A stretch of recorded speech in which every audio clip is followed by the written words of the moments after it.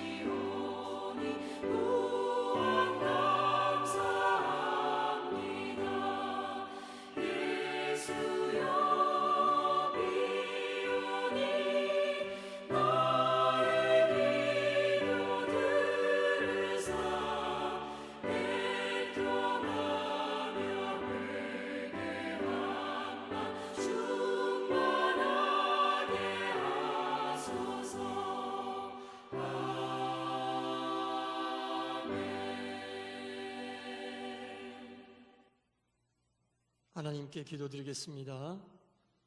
사랑과 은혜가 많으신 하나님 아버지 감사합니다. 하나님의 크신 사랑과 은혜 가운데 저희들이 하루하루 한순간 한순간 살아가고 있습니다. 은혜 아니면 살 수 없는 존재임을 언제나 깨달아 알게 하시고 하나님께 감사와 영광을 돌리게 하여 주시옵소서. 오늘도 영상을 통해 수요 예배로 모였습니다. 예배하는 모든 주의 백성들에게 크신 사랑과 은혜로 충만히 내려 주시옵소서. 하나님, 오늘도 주시는 말씀을 통해 우리 가운데 은혜가 넘치게 하여 주시고 그 말씀으로 인하여 우리의 삶이 하나님께 영광 돌리고 세상의 빛과 소금의 역할을 온전히 감당할 수 있도록 성령이여 도와 주시옵소서. 예배의 시종을 우리 주님께 의탁드리오며 예수님 이름으로 기도드리옵나이다. 아멘. 하나님 말씀은 사도행전 2장 13절부터 15절까지입니다.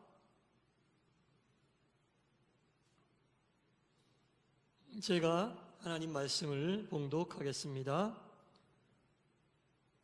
또 어떤 이들은 조롱하여 이르되 그들이 세술에 취하였다 하더라. 베드로가 11 사도와 함께 서서 소리를 높여 이르되 유대인들과 예루살렘에 사는 모든 사람들아, 이 일을 너희로 알게 한 것이니 내 말에 귀를 기울이라.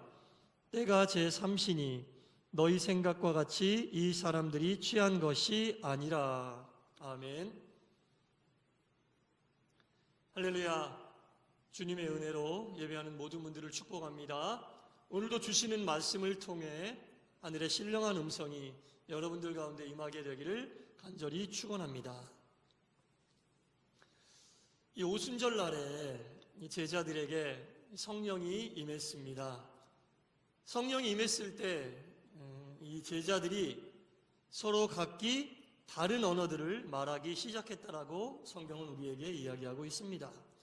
여기에서 이야기하는 이 각기 다른 언어, 우리가 소위 방언이라고 하는 이 내용인데, 오늘 우리가 살펴보아야 될 이 다른 언어, 방언은 우리가 기도할 때 하는 천사의 음성, 다른 사람들이 알아듣지 못하고 이해할 수 없는 천사의 음성이 아니라 다른 나라 말, 모국어가 아닌 다른 나라 말을 이야기하고 있는 겁니다. 성경 본문을 중심으로 앞뒤 내용을 살펴보게 되면 오순절 날에 원근 각처에서 모인 이 유대인들이 각각 자신들이 사용하고 있었던 언어들이 달랐습니다. 본인들이 살고 있는 그 지역의 언어들로 소통하고 이야기했는데, 이 제자들이 그 많은 사람들을 대상으로 하나님의 말씀을 전했을 때 각 사람들이 모두 다른 언어를 사용하여서 각자 누가 통역해 주지 않으면 알아들을 수 없지만 성령의 역사하심으로 인하여 이 모든 사람들이 자신의 나라 말로 이 제자들이 하고 있는 말을 다 받아들이고 이해하게 됐다는 얘기입니다. 이게 바로 성령의 역사하시는 다른 언어다라고 오늘 우리에게 이야기하고 있는 것입니다. 아무런 언어에 대한 공부도 없고 언어에 대한 사전 준비도 없었던 갈릴리 출신의 예수님의 제자들이 하나님의 말씀을 전하는데 원근 각처에 모여 있었던 많은 사람들이 각자 자신이 사용하고 있고 각자 자신들의 지역 사람들만 의사소통할 수 있었던 그들의 언어로 예수님의 제자들이 설교를 하고 예수님의 제자들의 그 말이 그들에게 그렇게 들렸다는 겁니다. 이것은 성령의 역사하심이 아니면 도저히 불가능한 일입니다. 그래서 주변에 있던 어떤 사람들은 이 예수님의 제자들을 비난하면서 이들이 술에 취했다고 조롱하기도 했던 것입니다. 이들의 술에 취했다는 이야기를 들은 베드로가 자신들은 술에 취한 것이 아니라 성령 세례를 받았다고 강력하게 역설하면서 구약성경 요엘서 2장의 말씀을 인용하여서 그들에게 반박하고 있는 내용도 있습니다. 많은 사람들이 예수님의 제자들을 향해 술에 취했다고 이야기했을 때 이 베드로가 하나님의 말씀을 예로 들어 그들에게 일침을 가하고 있는 내용이라고 볼 수 있겠습니다. 베드로는 언제나 모든 관심사가 하나님 말씀에 집중이 되어 있습니다. 어떠한 이야기를 들어도 하나님의 말씀으로 그 이야기에 대해서 대응하고 하나님의 말씀으로 그 이야기에 대해서 대처하려고 하는 모습이 바로 베드로의 모습입니다. 베드로의 모든 관심사가 하나님 말씀에 집중이 되어 있었기 때문입니다. 이처럼 우리의 모든 삶의 관심사가 하나님의 말씀을 중심으로 이루어져 있을 때 당황스럽고 어찌해야 될지 모르는 상황 속에서도 베드로가 하나님의 말씀을 인용하여 그들에게 대응했듯이 우리의 관심사가 평소에도 늘 하나님 말씀에 집중해 있을 때 어떠한 상황 속에서도 우리는 올바른 판단을 할 수 있고 하나님의 말씀에 비추어 우리가 그 상황을 분별할 수 있게 된다는 겁니다. 그래서 오늘 우리가 구체적으로 살펴보려고 하는 내용은 하나님의 말씀을 전하는 제자들을 술에 취했다고 조롱하고 있었던 사람들의 이 상황 속에서 우리가 하나님께서 주시는 교훈을 두 가지로 나누어서 살펴보도록 하겠습니다. 첫 번째는 하나님의 말씀을 서로 각기 다른 언어로 전하고 있었던 이 제자들을 향해 술에 취했다라고 조롱한 사람들이 이야기하고 있는 이 술의 실체에 대해서 말씀을 드리겠습니다. 오늘 본문 13절 말씀을 보니까 그들이 새술에 취하였다라고 말씀하고 있습니다. 그냥 술이 아니라 새술에 취하였다고 이야기하고 있습니다. 여러분, 술에 취했다고 해야지 더 본인들이 하는 이야기가 훨씬 더 크게 조롱거리가 되고 이들에게 타격을 줄 수 있었겠는데 이들은 그냥 술이 아니라 제자들을 향해 새술에 취했다고 이야기하고 있습니다. 왜 새술에 취했다고 이야기하고 있을까요? 자, 우리가 일반적으로 술에 취한 사람들의 모습을 생각해 보면 이해하는데 도움이 될 것 같습니다. 사람이 술에 취하게 되면 먼저 의식이 흐려지게 되죠. 정상적인 사고나 정상적인 판단을 할 수 없게 되고 말을 할 때도 조리가 없어지게 되고 앞뒤 상황이 맞지 않게 되면서 횡설수설하는 모습을 우리가 발견할 수 있습니다. 그리고 몸의 자세가 흐트러지게 됩니다. 몸을 제대로 가눌 수 없게 되고 걸음걸이도 똑바로 걸을 수 없게 됩니다. 어떤 분들은 허세도 또한 만용도 술에 취함을 의지해서 부리게 되는 모습도 우리가 볼 수 있습니다. 중요한 것은 주변 사람들에 대한 예의를 상실해버리게 된다는 겁니다. 그래서 술에 많이 취하게 되면 사람이 무례해지는 것은 어찌 보면 당연한 일이다라고 볼 수 있겠습니다. 주변에 대한 다른 사람들에 대한 배려가 전혀 없어지고 자기 중심적으로 행동하게 된다는 겁니다. 하지만 아무리 술을 많이 먹어도 취하지 않는 사람이 있어요. 이런 사람들을 우리가 술에 취했다고 하지 않고 야 참 술이 세다, 술을 잘 먹는다라고 이야기를 하지 않습니까? 2000년 전에 예수님의 제자들의 모습을 볼 때 주변 사람들이 새 술에 취하였다라고 이야기한 것은 보통 사람들이 술에 취했을 때 나타나는 모습이 나타나지 않았다는 거예요.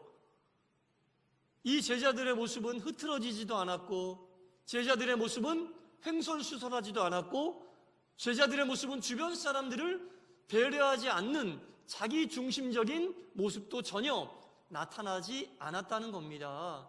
하지만 제자들이 평소의 모습과 다른 모습을 보이고는 있었다는 거죠. 제자들의 어떤 말하는 투나 제자들이 가지고 있는 자신감이나 이런 모습들은 분명히 보통 제자들의 일상의 모습에서 찾아볼 수 있는 상황은 아니었지만 이들이 술에 취한 사람과는 분명 다른 모습으로 많은 사람들 앞에서 하나님의 말씀을 전하고 있는 모습을 보니 이 주변에 있었던 사람들이 술에 취하게 한 것 같은데 보통 사람들이 취한 그런 수준은 아닌 것 같고 그래서 그냥 술이 아니라 새 술에 취하였다라고 이야기를 하고 있는 겁니다. 오히려 이 제자들의 말 속에는 더욱더 감동이 있었고 더욱더 말에 조리가 있었고 더욱더 말에 많은 사람들을 움직이는 힘과 능력이 있음을 이 사람들은 발견할 수 있었다는 겁니다. 오늘 본문에 나오는 이 새술이라고 하는 이 헬라어 단어는 글류코스라고 하는 단어인데요. 원래 이 단어가 가지고 있는 뜻은 달콤하다, 향기롭다, 그런 뜻입니다. 이제 보통 이스라엘 사람들은요, 포도를 수확하고 나서 포도를 포도즙에 넣고 새로운 포도즙을 짠 다음에 그 용기에 넣어서 한 1년 정도 보관하고 1년 뒤에 그 포도주의 용기를 따면 향기가 그렇게 달콤하대요.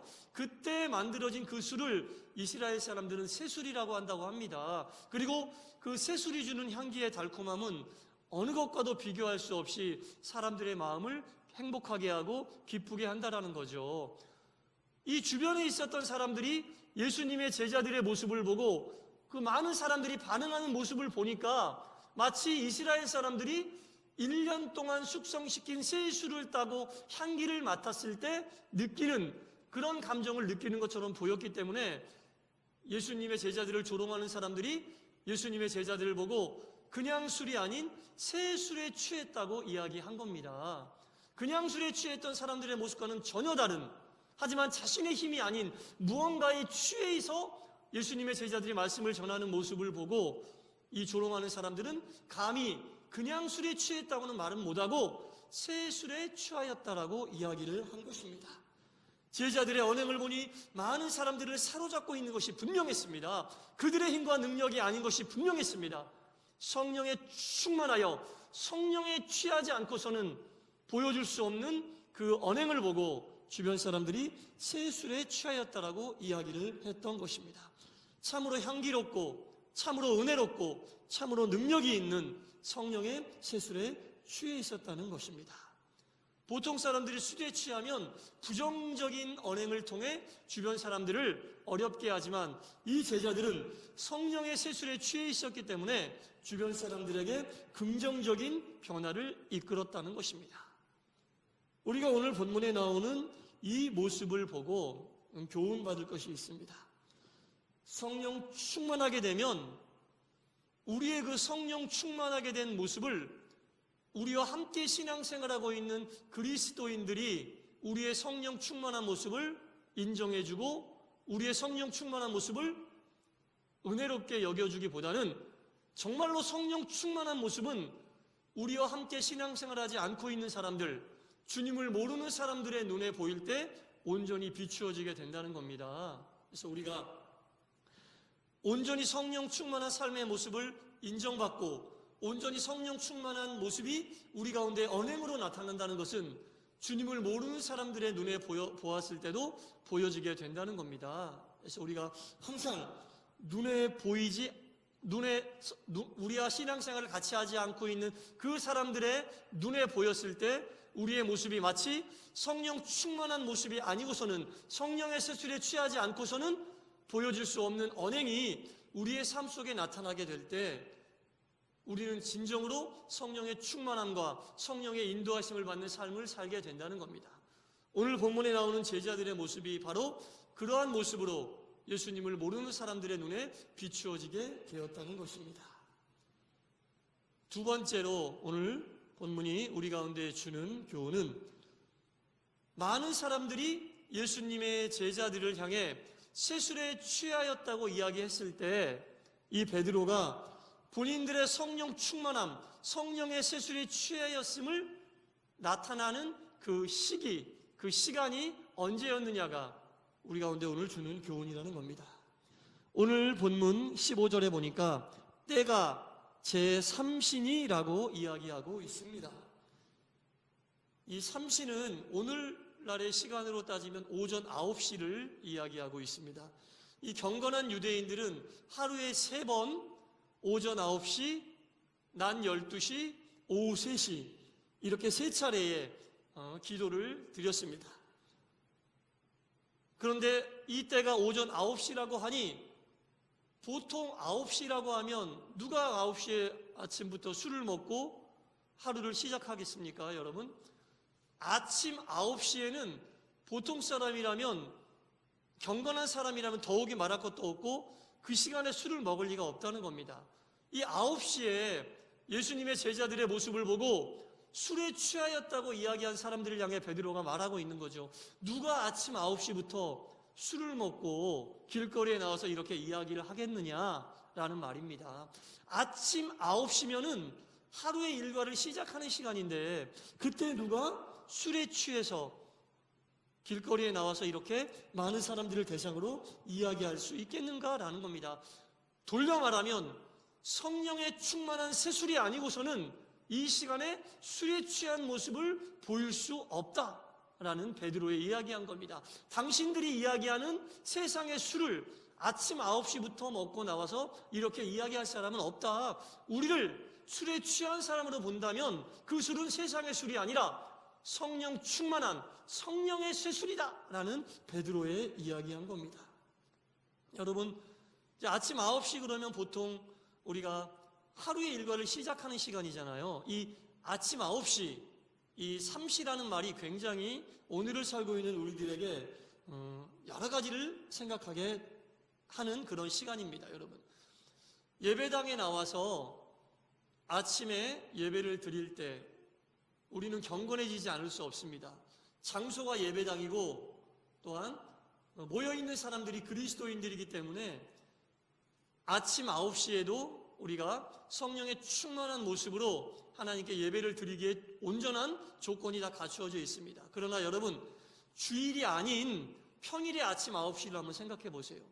내가 있는 그곳에서 오늘 본문에 나와 있는 제자들처럼 성령의 충만한 모습으로 내가 하루를 시작하고 있는지 생각해 볼 필요가 있다는 겁니다. 평일 아침 9시면은 가장 우리에게 주어진 세상의 일에 집중하면서 주님을 생각하기보다는 하루의 일과를 생각하고 주님을 생각하기보다는 내가 감당해야 될 많은 세상의 일들 속에 매몰되어서 주님을 쉽게 잃어버리거나 생각하기 어려운 상황이 바로 아침 9시라는 겁니다. 베드로가 이 아침 9시를 자신들을 조롱하고 있는 사람들에게 강력하게 이야기하고 있는 것은 우리는 모든 사람들이 주님을 잃어버린 이 시간에도 세상의 것에 가장 빠져 있어야 될 그 시간에도 우리는 성령의 충만함으로 성령의 세술에 취함을 받아 성령의 임재하심 속에 우리가 성령의 인도하심대로 생활을 하고 있다는 것을 우리에게 이야기해주고 있는 것입니다. 사랑하는 성도 여러분, 아침 9시 우리가 주님보다는 세상의 것을 더 생각할 수밖에 없는 그 시간에도 성령의 충만함 속에서 성령님과 동행하시기를 간절히 축원합니다. 그때가 가장 우리 주변에서 주님을 모르는 사람들이 주님을 믿고 있는 우리들을 보면서 우리가 어떻게 주님을 믿는 그리스도인으로서 생각하고 행동하고 말하고 있는지 주님의 뜻을, 주님의 말씀을, 주님의 사랑을 그들에게 보여줄 수 있는 참으로 귀한 시간이라고 이야기할 수 있겠습니다. 그때야말로 우리가 믿는 사람으로서의 온전한 모습을 바로 보일 수 있는 중요한 시간이 될 수 있습니다. 사랑하는 성도 여러분, 오늘 베드로가 제3심을 강조하고 아침 9시부터 우리는 성령의 충만함으로 성령의 함께하심으로 생활하고 있다는 것을 주변 사람들에게 보여주고 이야기했듯이 우리의 삶 속에서도 온전히 하루 일과를 시작하는 그 시간, 어찌 보면 가장 세상에서 우리에게 맡겨진 일에 집중할 수밖에 없는 그 시간에도 성령의 충만한 모습이 여러분들 가운데 나타날 수 있게 되기를 간절히 축원합니다.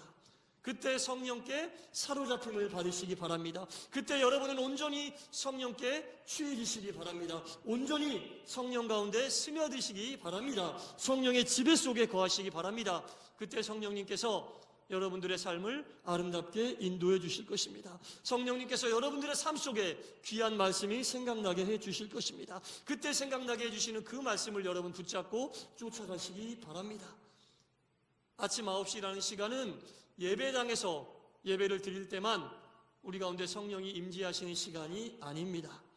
우리에게 매일매일 다가오는 그 오전 아침 9시의 그 시간이 진정한 그리스도인의 달콤함과 그리스도인의 향기가 여러분들을 통해 나타나서 주변의 모든 사람들에게 그리스도의 향기와 그리스도의 달콤함을 전하는 귀한 예수님의 제자로서의 삶을 사시기 바라고, 오늘 베드로가 우리에게 전해주는 성령의 세술과 이 삼시라고 하는 오전 9시라고 하는 이 두 가지의 단어가 한 주간을 살아가는 우리에게 온전히 스며들어서 성령의 세술에 충만히 취하시기 바라고, 또한 그 시간이 세상에 집중할 수밖에 없는 오전 9시라 할지라도 그 시간 속에 더욱더 성령의 충만함을 받아 하나님께 영광 돌리시고 주변 많은 사람들에게 큰 은혜를 끼치는 귀한 동산 성도 여러분 모두가 되기를 간절히 축원합니다. 기도하겠습니다. 하나님 아버지, 성령의 충만함을 받는 온전한 그리스도인의 삶을 살게 하여 주시옵소서. 예배당에 나와 예배를 드릴 때뿐 아니라 세상에 나가 살면서 우리가 세상 일에 집중할 수밖에 없는 그 시간 속에서도 성령의 충만함을 잊지 않게 하여 주시옵소서. 성령에 사로잡히고 성령에 취하며 성령의 지배 속에 온전히 거하게 하여 주옵소서. 매일 아침 9시에도 성령 충만한 그리스도인으로 살게 하여 주시옵소서. 성령께서 기억하게 하시는 주님의 말씀을 쫓아 우리의 모든 것을 주님을 향해 초점을 맞추고 세상과 구별된 삶을 살아 영광 돌리게 하여 주시옵소서. 예수님 이름으로 기도드리옵나이다. 아멘. 찬송가 183장입니다.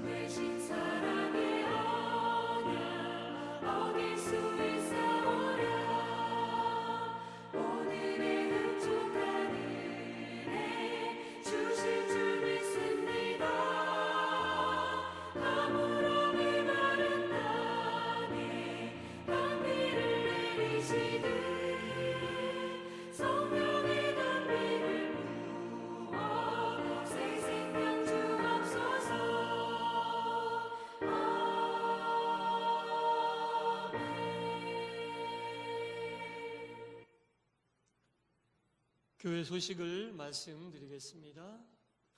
오늘도 영상을 통해 하나님께 예배드리신 모든 분들에게 주님의 크신 은혜가 온전히 임하신 줄 믿습니다. 이번 주 금요일 저녁에도 영상으로 금요 심야 기도회를 여러분 꼭 참여해 주시기 바랍니다. 그리고 돌아오는 주일 예배와 모든 일정은 금주 토요일에 여러분들께 다 공지를 해드리도록 하겠습니다. 여러분 계속 기도해 주시고요. 함께 우리가 빨리 다시 정상적으로 예배할 수 있도록 여러분 계속 기도해 주시기를 부탁드리겠습니다. 주의 기도하심으로 예배를 마치겠습니다. 하늘에 계신 우리 아버지여, 이름이 거룩히 여김을 받으시오며 나라의 임하옵시며 뜻이 하늘에서 이루어진 것 같이 땅에서도 이루어지이다. 오늘날 우리에게 일용할 양식을 주옵시고 우리가 우리에게 죄 지은 자를 사하여 준 것 같이 우리의 죄를 사하여 주옵시고 우리를 시험에 들게 하지 마옵시며 다만 악에서 구하옵소서. 나라와 권세와 영광이 아버지께 영원히 있사옵나이다.